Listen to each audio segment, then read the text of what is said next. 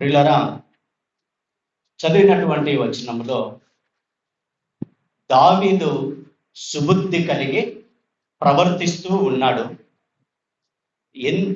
దావీదు ఎప్పుడైతే సుబుద్ధి కలిగి ప్రవర్తిస్తూ ఉన్నాడో యెహోవా అతనికి తోడుగా ఉన్నాడు.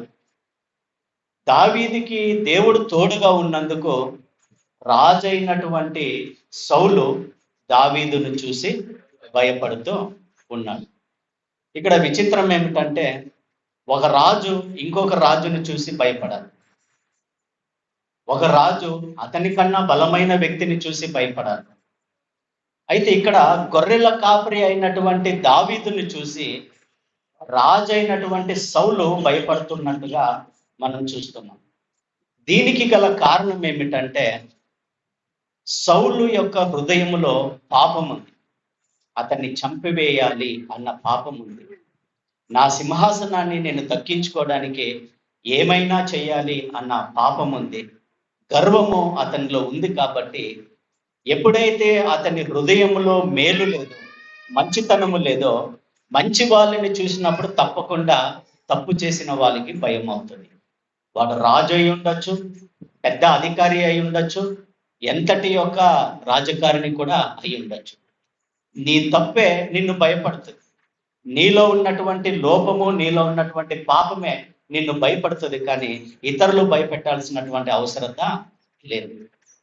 కాబట్టి దేవుడు మనల్ని ప్రేమించేటటువంటి ఏ పనిలోనైనా, ఏ స్థలములోనైనా మనము దేవుని యందు భయము భక్తి కలిగి, మంచితనము కలిగి జీవిస్తే, సుబుద్ధి కలిగి జీవిస్తే మనము ధైర్యముగా ఉంటాం. వాక్యం ఏమని చెప్తా ఉందంటే, నీతిమంతులు సింహము వలె ధైర్యముగా ఉంటారు. నీతిని అనుసరించే వారు ధైర్యముగా ఉంటారు. డబ్బులుండి ఉండకపోని, ఉద్యోగముండి ఉండకపోని, పరిస్థితులు బాగుండకపోని, వాళ్ళ యొక్క నీతిని బట్టి వాళ్ళు ధైర్యంగా ఉంటారు. కానీ సౌలు లాంటి వారు పెద్ద పెద్ద ఉద్యోగాలలో ఉన్న, గొప్ప రాబడి కలిగి ఉన్న రాజులైనా కూడా వాళ్ళలో లేనటువంటి నీతిని బట్టి వాళ్ళు ఎప్పుడు భయపడుతూనే ఉంటారు. ఇక్కడ మనం నేర్చుకోవాల్సినటువంటి పాఠం ఏమిటంటే, దావీదు సమస్త విషయములలో సుబుద్ధి కలిగి ప్రవర్తిస్తున్నాడు కాబట్టి దేవుడు అతనికి తోడుగా ఉన్నాడు. పిల్లరా, దేవుని యొక్క తోడు మనుషునికి ఎంత అవసరమో మనం కొంతగా పరిశీలిద్దాం. ఒక పిల్లవాడు పుట్టినప్పుడు కొన్ని నెలలు లేకపోతే కొన్ని సంవత్సరాలు తల్లి ఆ బిడ్డకి తోడుగా ఉంటుంది. తర్వాత వాడు ఆడుకునే వయసుకు వచ్చినప్పుడు అతను తోడబుట్టినటువంటి అన్నదమ్ముల్లో, అక్క చెల్లెల్లో వాళ్ళకి తోడుగా ఉంటారు. స్కూల్కి వెళ్ళినప్పుడు, కాలేజ్కి వెళ్ళినప్పుడు స్నేహితులు తోడుగా ఉంటారు. పెళ్ళైన తర్వాత భార్య భర్తకి తోడుగా ఉంటుంది, భర్త భార్యకి తోడుగా ఉంటాడు. వృద్ధాప్యంలోనికి వచ్చినప్పుడు కూడా భార్య భర్తకి, భర్త భార్యకి తోడుగా ఉంటారు. ఇట్లా మనిషిని యొక్క జీవితం అంతా చూస్తూ ఉంటే ఆ ఒక మనిషికి ఇంకొక మనిషి ఏదో ఒక రకంగా తోడు అన్నది ఖచ్చితంగా ఉన్నది. ఈ తోడు లేకపోతే మనిషి చాలా ఇబ్బంది పడతాడు. అయితే నేటి తరంలో మనం చూసినట్లయితే ఈ తోడు శాశ్వత కాలం ఉండడం లేదు. అరే, నా తండ్రి నన్ను కన్నాడు కదా, నా తల్లిదండ్రులు నాకు తోడుగా ఉంటారు అని ఆశపడుతూ ఉంటారు. అయితే కొన్ని పరిస్థితులను బట్టి వాళ్ళు కాలగతులలో కలిసిపోతారు. నిన్నటి దిన నా గారెల దిన్నలో జరిగినటువంటి అంశమే దానికి కారణం. మరదలు తల్లి లేదు, తండ్రి లేదు, తోడుగా ఉంటారని తను ఎంతో ఆశ పెట్టుకొని ఉండింది. నిన్నటి దినాన వాళ్ళు చనిపోయారు. ఆ తోడులు మనకి శాశ్వతం కాదు. సరే, భార్యాభర్తలు వాళ్ళన్నా తోడుగా ఉంటారంటే కొన్ని పరిస్థితులను బట్టి విడిపోతూ ఉంటాడు. అనారోగ్య పరిస్థితులను బట్టి తోడు దూరం అయిపోతాం. మనుషుల యొక్క తోడు ఉండని ఉండకపోని, ఒకవేళ ఉన్నా వాళ్ళు మంచిగా ఉన్నట్లుగా తోడుగా ఉంటారు, కానీ నిజమైన ప్రేమతో అయితే ఉండని. ఇట్టి పరిస్థితిలో ఒక మనిషికి నిజమైన తోడు ఏది అంటే అది దేవుని యొక్క తోడు మాత్రమే నిజమైనటువంటి తోడు, శాశ్వతమైనటువంటి తోడు, గొప్ప ఆదరణ కలిగించేటటువంటి తోడు. ఈ తోడు నీకుంటే ఇంక ఏ తోడు కూడా నీకు అవసరమో లేదు. అయితే ఈ తోడు మనకు ఉండాలంటే అంత సులువైనది కాదు. ఎందుకంటే దావీదు సుబుద్ధి కలిగి ప్రవర్తిస్తూ ఉన్నాడు కాబట్టే దేవుడు అతనికి తోడుగా ఉండగలిగాడు. కానీ దావీదులో సుబుద్ధి అన్నది లేకపోతే దేవుడు అతనికి తోడుగా ఉండలేడు. ఇంకొకటి దావీదులో మనం గమనించినది ఏమిటంటే సమస్త విషయాలలో అతడు సుబుద్ధి కలిగి ప్రవర్తిస్తున్నాడు. సంఘములో ఏ బుద్ధి ప్రవర్తిస్తున్నాడో సంఘము బయటికి వెళ్ళినప్పుడు కూడా అదే బుద్ధిని అతడు కనపరుస్తూ ఉన్నాడు. నలుగురు మధ్యలో ఉన్నప్పుడు ఏ మంచితనాన్ని అతడు చూపిస్తున్నాడో నలుగురు లేక ఒంటరిగా ఉన్నప్పుడు కూడా అదే మంచితనాన్ని చూపిస్తున్నాడు. డబ్బు విషయంలో కూడా సుబుద్ధిని చూపిస్తా ఉన్నాడు. పని విషయంలో కూడా సుబుద్ధిని చూపిస్తున్నాడు. అతనికి అప్పచెప్పి ఏ పని విషయంలో అయినా కూడా అతడు సుబుద్ధిని చూపిస్తూ ఉన్నాడు. కాబట్టి దేవుడు అతనికి తోడుగా ఉన్నాడు. కాబట్టి ప్రియులరా, దావీదు కనపరిచినటువంటి ఆ సుబుద్ధులు కోకొల్లలుగా ఉన్నాయి. మనము కొన్ని ఇదే అధ్యాయంలో వెనకల అధ్యాయంలో అతనిలో కనబడినటువంటి కొన్ని సుబుద్ధుల్ని మనము ధ్యానించి నేటి యొక్క వాక్యాన్ని మనము ముగించుకుందామండి. 17వ అధ్యాయం, అదే మొదటి సమూయేలు గ్రంథం 17వ అధ్యాయం 20వ వచనం. దావీదు ఉదయమున లేచి ఒక కాపరికి గొర్రెలను అప్పగించి ఆ వస్తువులను తీసుకొని యెషయా తనకిచ్చిన ఆజ్ఞ చొప్పున ప్రయాణమైపోయాను. ప్రియులరా, ఇక్కడ దావీదులో మనకు కనబడుతున్నటువంటి సుబుద్ధి ఏమిటంటే యెషయాకి మొత్తము 8 మంది కుమారులు. వారిలో ఆఖరి వాడే ఈ దావీదు. మిగతా పెద్ద కుమారులు 3 ఆర్మీలో ఉన్నారు. అంటే సౌలుతో పాటు సైన్యంలో పని చేస్తా ఉన్నారు. మిగతా 4 గురించి ఇక్కడ చెప్పలేదు. వాళ్ళు గొర్రెలు కాయడం లేదు, అట్లని సైన్యంలో కూడా లేరు, తండ్రి ఇంటిలో ఉన్నారు. అయితే ఆ ఇంటి మొత్తంలో మనం చూసినట్లయితే ఈ దావీదు ఒక్కడే తండ్రికి దూరంగాను, ఇంటికి దూరంగాను, అన్నగారికి దూరంగాను ఉంటూ ఒక గొర్రెల మందని కాస్తూ ఉన్నట్లుగా చూస్తున్నాం. ఇక్కడ మనం ఏం చూడొచ్చు అంటే తండ్రి ఆ బిడ్డలకి చూపిస్తున్నటువంటి ప్రేమ వేరు, ఆ తండ్రి అదే తన ఆఖరి కుమారుడికి చూపిస్తున్నటువంటి ప్రేమ వేరు. ఎందుకంటే ఒకసారి సౌలు దేవుని చేత బోధింపబడిన వాడై అభిషేకం చేయడానికి యెషయా ఇంటికి వెళ్ళాడు. దేవుడు నీ కుటుంబంలో నుండి ఒక అతన్ని రాజుగా చేయాలనుకున్నాడు. యెషయా, నీ కుమారులను అందరినీ నా ముందరికి తీసుకురా అంటే ఆయన పెద్ద కుమారుడు మొదలుకొని 7వ కుమారుడు వరకు సమూయేలు ఎదుట ప్రత్యక్షపరిచినాడే కానీ ఆఖరి కుమారుడిని అతడు చూపిలేదండి. అంటే తండ్రి చేత కూడా అతడు తృణీకరింపబడినటువంటి వ్యక్తిగా దావీదు మనకి కనబడుతూ ఉన్నాడు. సౌలు అందరి మీద చేయి పెడుతున్నాడు, చూస్తున్నాడు, కానీ నేను ఇతన్ని ఎన్నుకోలేదు, రిజెక్ట్ అని వస్తాడు. ఇంకా సౌలు 7 మంది అయిపోయినారు, ఇంకా ఈయన రిజెక్ట్ చేస్తున్నాడు ఏమి అని యెషయాని అడిగితే, ఇంతేనా నీకున్నది కుమారులు అంటే సౌలు యెషయా ఏమంటున్నాడంటే, అక్కడ ఉన్నాడులే, వాడు అడవిలో గొర్రెల మందని కాసుకుని ఉన్నాడు, వీళ్ళనే నువ్వు అభిషేకించలే, ఇంకా అతన్నేమి అభిషేకిస్తావులే అన్నట్టుగా అంటే, లేదు నువ్వు అతన్ని పిలిపించుము అంటే అతడు వస్తూ ఉన్నప్పుడే దేవుడు సౌలుకి చూపించి సమూయేలుకి అతడే నేను ఏర్పరచుకున్నటువంటి వ్యక్తి. మనుష్యులు పై రూపమును చూస్తారు, కానీ దేవాది దేవుడు హృదయాంతరంగంని చూసేవాడు. మనుషులు స్వబుద్ధిని పైన చూపిస్తారు, కానీ దేవుడు చూసే స్వబుద్ధి హృదయాంతరంగంలో ఉన్నటువంటి వాటిని ఆయన చూస్తూ ఉంటాడు.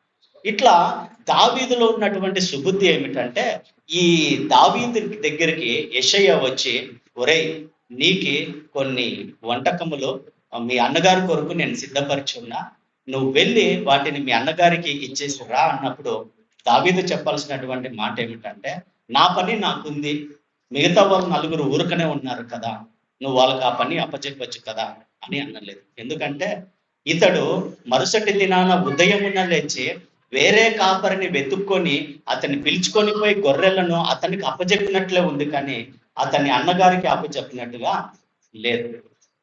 తండ్రికి ఎదురు మాట్లాడినటువంటి స్వభావం. వాడున్నాడు కదా పెద్దోడు, వాడికి చెప్పు, వాడున్నాడు కదా చిన్నోడు, వాడికి చెప్పు, ఎప్పుడు నేనే చెయ్యాలా, నేనే ఎందుకు చెయ్యాలా, అన్నటువంటి స్వభావము లేనటువంటి సుబుద్ధి దావీదులో మనకి కనబడుతూ ఉంది.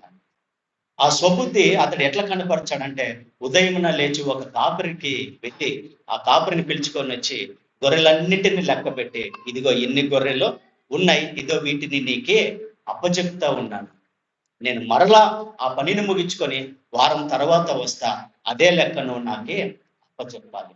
ప్రియులారా, సంఘములో కానీ మన వ్యక్తిగత జీవితంలో కానీ నువ్వు చేస్తున్నటువంటి పనిని ఇతరులకి అప్పచెప్పే విషయంలో మనం చాలా యథార్థపరంగా ఉండాలి.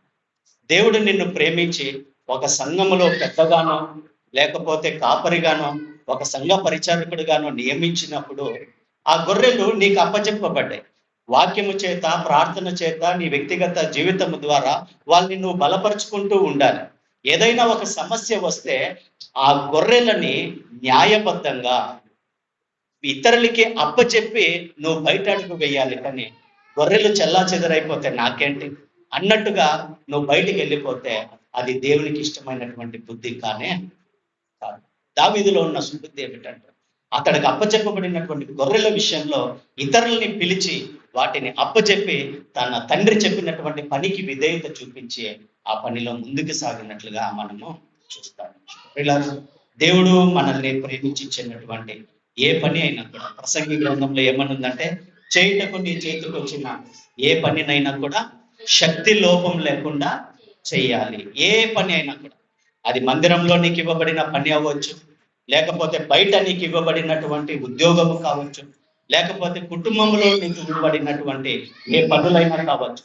అది వంట చేసేదో, పిల్లల్ని చూసుకునేదో, ఒక కంపెనీలో పని చేసేదో, లేకపోతే సంఘంలో పరిచర్య చేసేదో, ఈ పనులలో మనం శక్తి లోపం లేకుండా పని చేయాలి. అదే వాక్యం ఏమని చెప్తా ఉందంటే, యెహోవా కార్యములను అశ్రద్ధముగా చేయవాడు శాపగ్రస్తుడు అవుతాడు.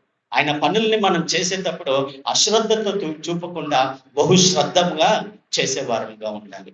నువ్వు ఏ పనులు చేసి అశ్రద్ధముగా చేసి శాపగ్రస్తుడు అవుతున్నావో అదే పనులను నువ్వు శ్రద్ధగా చేస్తే తప్పకుండా దీవింపబడతావనే కదా అర్థం. ఇప్పుడు ఒక పని అశ్రద్ధంగా చేసి నువ్వు శాపగ్రస్తుడైతే అదే పని నువ్వు శ్రద్ధగా చేస్తే ఏమవుతావు? దీవించబడతావు. ప్రియులారా, దీవెనలు అన్నది నీకు ఇవ్వబడినటువంటి పని విషయంలో నువ్వు నమ్మకంగా ప్రవర్తిస్తున్నావా లేదా అన్న దానిపైన ఆధారపడింది. బిడ్డల కొరకై కష్టపడేటటువంటి ఒక పని తండ్రిగా నీకు ఇచ్చాడు. తండ్రి బాధ్యత మనం శాయాశక్తుల కష్టపడి శక్తి లోపము లేకుండా పనిచేసి శ్రద్ధగా చేసేవారిని ఉండాలి.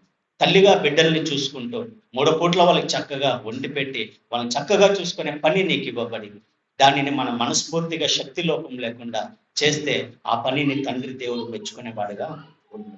మందిరంలో నీకు ఇవ్వబడినటువంటి పని, వాడున్నాడు కదా, వీడున్నారు కదా, వాళ్ళు ఉన్నారు కదా, నేనే ఎందుకు చేయాలా అన్న స్వభావంతో కాకుండా, దేవుడు నన్ను ప్రేమించిన ఈ పరిచర్యను శక్తి లోపం లేకుండా నేను చేస్తాను, శ్రద్ధగా నేను చేస్తానని నువ్వు తల వంచి దేవునికి విధేయత చూపితే తప్పకుండా మనం దీవెనలో పొందుకుంటాం. దావీదులో ఉన్నటువంటి ఆ పని విషయంలో ఆయన చూపించినటువంటి ఒక సుబుద్ధి ఆయన కనుగొన్నాడు. కాబట్టే దేవాది దేవుడు మట్టి పురుగైనటువంటి దావీదుకి తోడుగా ఉన్నట్లుగా మనము చూస్తాము. అదే దావీదులో ఉన్నటువంటి ఇంకొక లక్షణాన్ని కూడా చూద్దామండి. అదే 17వ అధ్యాయము 26వ వచనం. దావీదు శ్రీమంగళ దేవుని సన్నిధిలో తిరస్కరించినప్పుడు ఈ సున్నతి లేని క్రీస్తువుని ఎత్తకువాడు వారిని చంపి ఇశ్రాయేలీయుల నుండి ఈ మీద తొలగించిన వారికి బహుమతి ఏమైనా గెలిచిన వారిని అడుగుతారు. పిల్లరా, ఇక్కడ ఏం జరిగిందంటే, తండ్రి తనకిచ్చినటువంటి పనికి లోబడి తండ్రికి విధేయుడై ఆ పని చేయడానికి అతడు యుద్ధ భూమికి వచ్చాడు. మందరిని ఇంకొక కాపరికి అప్పచెప్పాడు. మంచిది.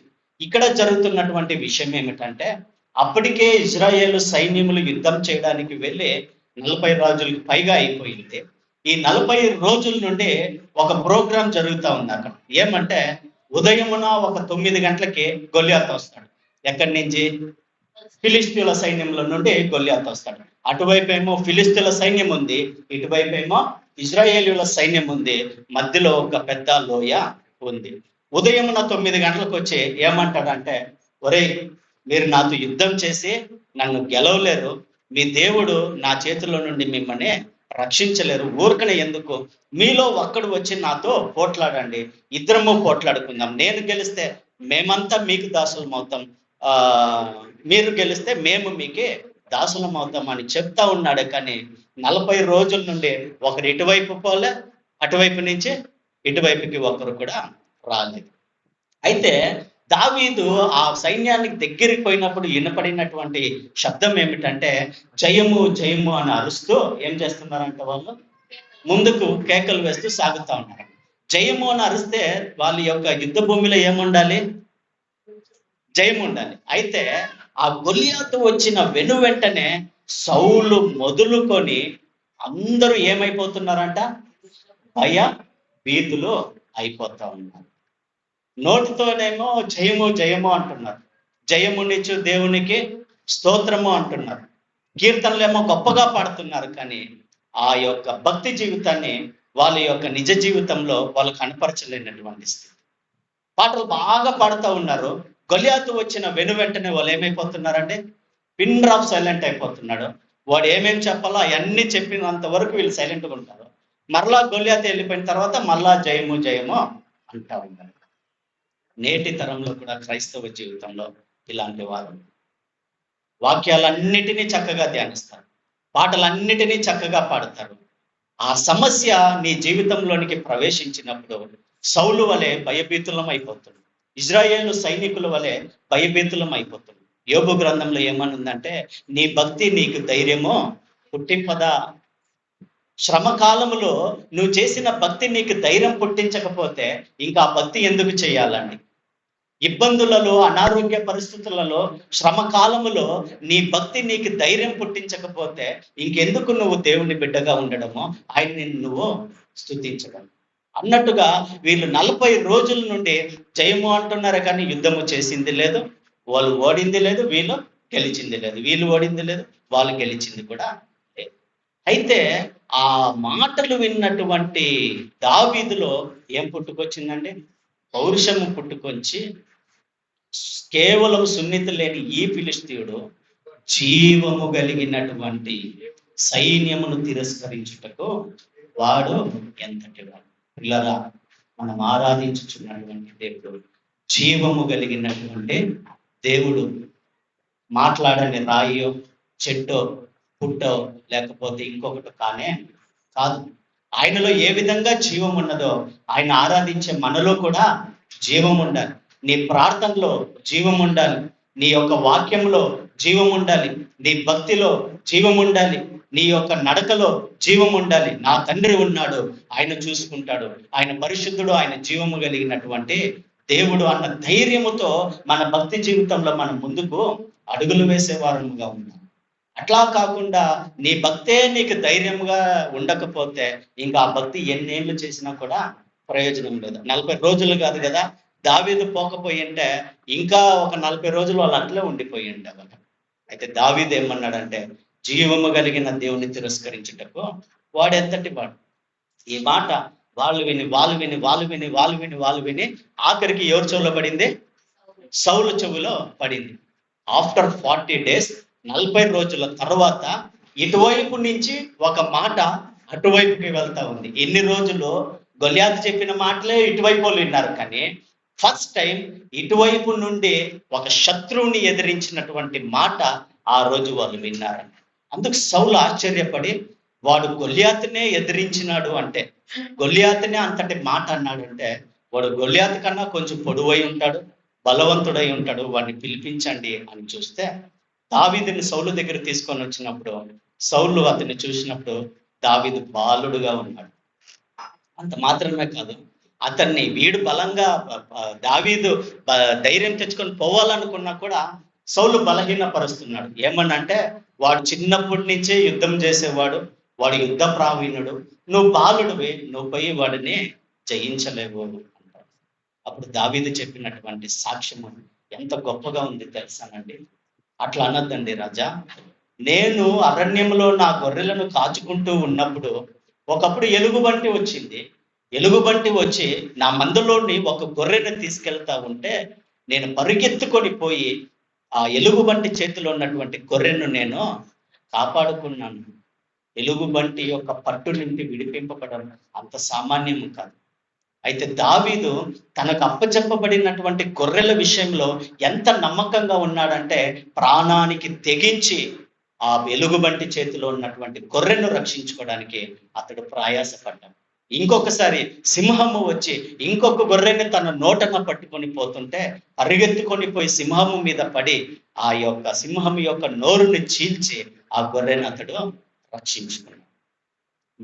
కేవలం నా మందలో ఉన్నటువంటి గొర్రెను కాపాడుకోవడానికే దేవుడు నన్ను బలపరిచి అంత సహాయం చేస్తే, జీవము కలిగిన దేవుని సైన్యాన్ని తిరస్కరిస్తున్న ఈ ఫిలిస్తీయుడు, ఈ సున్నతి లేనటువంటి వాడిని చంపడానికి దేవుడు నాకే బలం ఇయ్యడా. అదే అండి సాక్ష్యం. శ్రమ వచ్చినప్పుడు, ఇబ్బందులు వచ్చినప్పుడు సౌలు వలె, ఇజ్రాయేలు వలె మనం కృంగిపోకుండా, ఆ రోజుల్లో నాకు ఈ శ్రమ వచ్చినప్పుడు దేవుడు నన్ను ఎట్లా ఆ శ్రమ నుండి గట్టెక్కించాడు, అదే సాక్ష్యం. 10 మందికి దేవుడు సమర్థుడు, నన్ను ఈ సమస్య నుండి అతడు విడిపించగలడు అని చెప్పుకోగలిగిందే నిజమైనటువంటి సాక్ష్యం. దావీదు ఈ సాక్ష్యాలు చెప్తున్నాడు. ఎలుగుబంటి బలము నుండి, సింహపు బలము నుండి తప్పించిన వాడు ఇతని యొక్క బలము నుండి తప్పించడా. అయినా యుద్ధం చేసేది నేను కాదు, యుద్ధము ఎవరిదే? యెహోవాదే. మన జీవితంలో మనం ఆయన బిడ్డలుగా మార్చబడిన తర్వాత యుద్ధము మనది కాదండి. ఈ జీవితము మనది కాదు. అది అనారోగ్యమైన, సంతోషమైన, బలమైన, బలహీనత అయిన, సమస్య అయినా, ఏమైనా కూడా ఇది ఆయన జీవితం. పౌలు అంటున్నాడు కదా, ఇక జీవించువాడను నేను కాదు, క్రీస్తే నాయందు జీవించుచున్నాడు. ఆయన నాయందు జీవించుచున్నాడు కాబట్టి యుద్ధము ఆయనదే, పోరాటము ఆయనదే, విజయము కూడా ఆయన ద్వారా మనదే. కాబట్టి ప్రియులరా, ఈ భక్తి జీవితంలో దావీదులో ఉన్నటువంటి ఆ యొక్క సుబుద్ధి ఏమిటంటే, అతడు వెళ్ళి ఆ సింహాన్ని ఏ విధంగా అయితే చీల్చాడో అతన్ని చీల్చడానికి ఇతడు ధైర్యము తెచ్చుకున్నాడు. ఇంకొక వచనం చదువుదామండి. తిమోతి 2వ తిమోతి 2వ తిమోతి 3వ అధ్యాయం 5వ వచనం.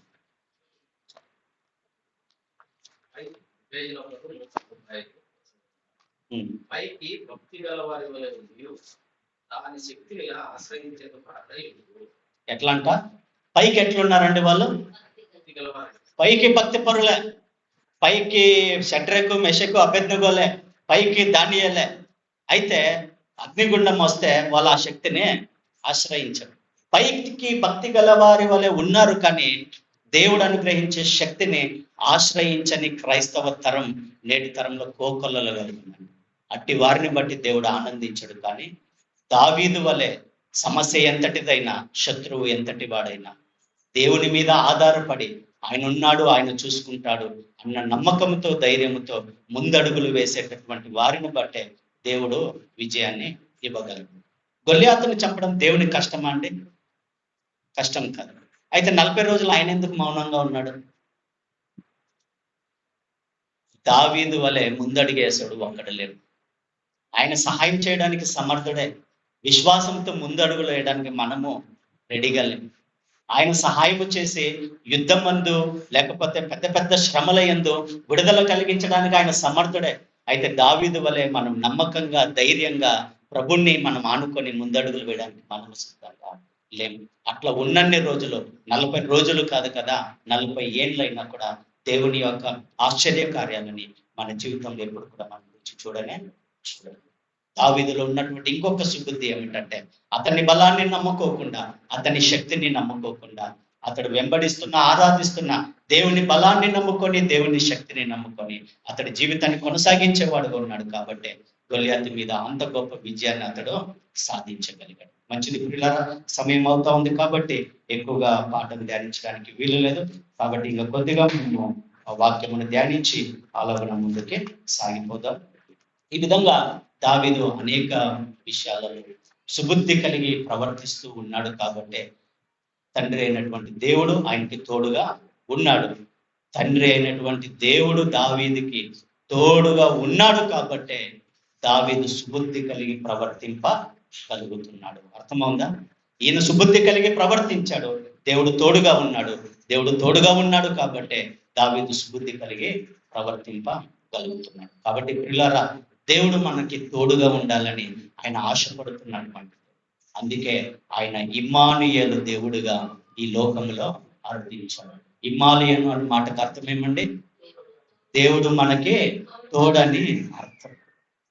దావీదు ఇక్కడ సుబుద్ధి కలిగి ప్రవర్తించినందుకు దేవుడు వాళ్ళకి తోడుగా ఉన్నాడు. కానీ మనలో ఏ సుబుద్ధి లేకపోయినా, మనలో ఏ మంచితనము లేకపోయినా, మనలో ఏ అర్హత లేకపోయినా, మనలో ఏ యోగ్యత లేకపోయినా, దేవాది దేవుడు మహిమగల సింహాసనాన్ని విడిచిపెట్టి తను తాను రిక్తునిగా దరిద్రునిగా చేసుకొని ఈ లోకంలో ఇమ్మానుయేలు దేవుడుగా మన కొరకే జన్మించాడు. ఎందుకు జన్మించాడంటే మనకి తోడుగా ఉండటానికి. ఆయన ఏమన్నాడంటే సర్వ సృష్టికి వెళ్ళి సర్వ సృష్టికి మీరు సువార్తను ప్రకటించండి, సదాకాలం నేను మీకు తోడై ఉంటాను.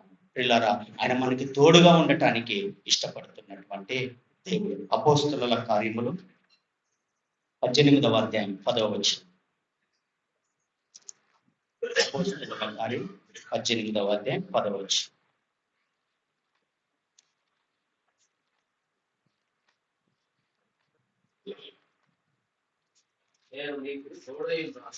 నేను నీకు తోడై ఉన్నాను, నీకు హాని చేయుటకు నీ మీదికి ఎవ్వడనూ రాడు.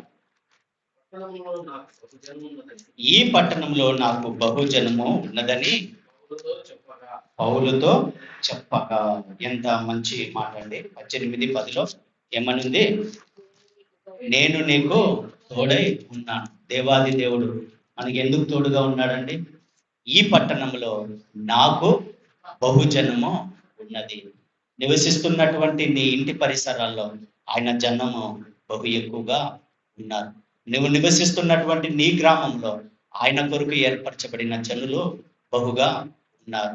నీవు నివసించుచున్నటువంటి నీ ప్రాంతాలలో ఆయన కొరకు నియమింపబడినటువంటి జనులు బహుగా ఉన్నారు. వాళ్ళందరికీ సువార్తను ప్రకటించడానికే దేవాది దేవుడు మనకి తోడుగా నీడగా అండగా ఉన్నాడు. పిల్లరా, దావీదు వలె మనలో సుబుద్ధి లేకపోయినా దేవుడు మనల్ని ప్రేమించి కరుణించి మనపై దయ చూపించి దేవాది దేవుడే మనకి తోడుగా ఉన్నాడు. పిల్లరా, దేవుడు మనకు తోడుగా ఉంటే మనకు అసాధ్యమైనది ఏది కూడా లేదు. గొల్యాతు కాదు కదా, గొల్యాతు లాంటి 10 మందినైనా కూడా దేవుని యొక్క సహాయం చే మనము దానిని జయించవచ్చు. దేవాది దేవుడు దావీదుకి తోడుగా ఉండి ఈ లోక సంబంధమైనటువంటి శత్రువుల మీద విజయాలను కలుగ చేసి ప్రజలకి క్షేమం చేకూర్చినట్లు ఆ దేవాది దేవుడే నేటి దినాన నీకు నాకు తోడుగా ఉండి అపవాది సంఖ్యల చేత బంధింపబడినటువంటి వారిని, చీకటి బంధకాలు బంధింపబడినటువంటి వారికి మనం సువార్తను ప్రకటించి దేవుని సహాయం వాళ్ళని వెలుగులోనికి నడిపించడానికి ఆయన నీకు నాకు తోడుగా ఉంది. ఎంత గొప్ప బాధ్యత! ఆయన జత పనివారమై ఉండి ఆయనకి మనము తోడుగా, మనకి ఆయన తోడుగా ఉంటూ ఆయన పనిని కొనసాగిస్తూ సువార్త పనిలో కొనసాగించడానికి ఆయన ఇమ్మానుయేలు దేవుడుగా నీ కొరకు నా కొరకు ఈ భూమికి వచ్చి సదాకాలం మనకు తోడుగా ఉంటూ ఆయన పరిచర్లో మనకు తోడుగా ఉండి నడిపించి దేవుడు అయ్యింది.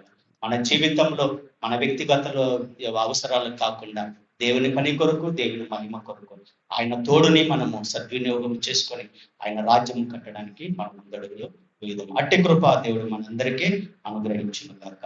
ఆమేన్. ఆమేన్. మంచిది పిల్లరా, వాక్యం